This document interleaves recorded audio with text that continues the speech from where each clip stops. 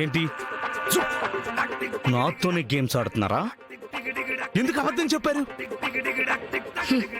ఒరే పిచ్చోడా, వాళ్ళందరూ నీకు అబద్ధం చెప్తున్నారు, నేను కాదు. సరే, కావాలంటే ఆ డోర్ దగ్గర చెవు పెట్టుకొని వింటున్నా మా బూచి అని అడుగు.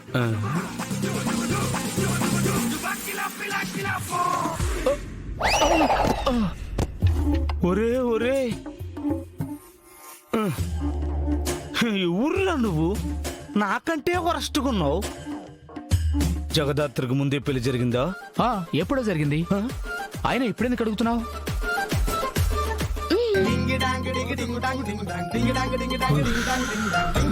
పురుష్ గారు, నీ బాధ నాకు అర్థమైంది. ఇదంతా ఎలా జరిగిందనే కదా నీ డౌట్?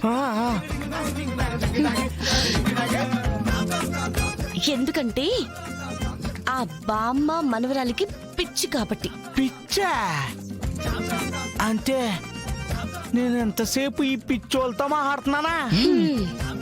అవును. అయినా ఎంత చెప్పినా వినకుండా ఇలా అప్పుడప్పుడు పెళ్లి చూపులంటూ ఇంటికొస్తూనే ఉంటారు. ఇంకా కావాల్సిన వాళ్ళు కదా అని మేము కూడా ఏమనకుండా ఊరుకుంటున్నాం. అంటే ఇప్పుడు నా పొజిషన్ ఏంటండి? ఆ పిచ్చులకు దొరకకుండా పారిపో. ఒకవేళ ఆపాలి అని ప్రయత్నిస్తే కొరికి పారిపోండి. నీకున్న ఆప్షన్స్ ఈ రెండే. నాకెందుకో రెండోదే కరెక్ట్ అనిపిస్తుంది. దీనికి అరవపోయినా ముసలిదాన్ని కరిచి చంపేసి పారిపోతాను.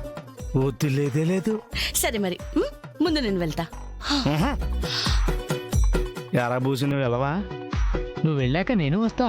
పిల్లలు ఎత్తిపోయేలా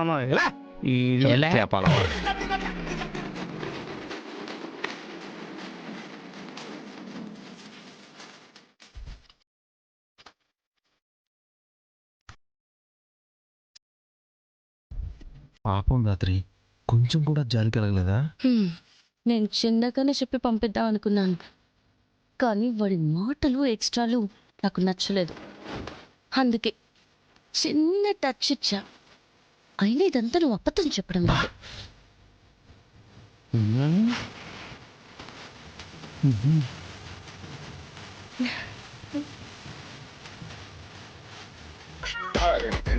ఒరే, నువ్వు పెళ్లి చూపులు చూడటానికి వచ్చింది ఆ అమ్మాయిరా, నన్ను కాదు.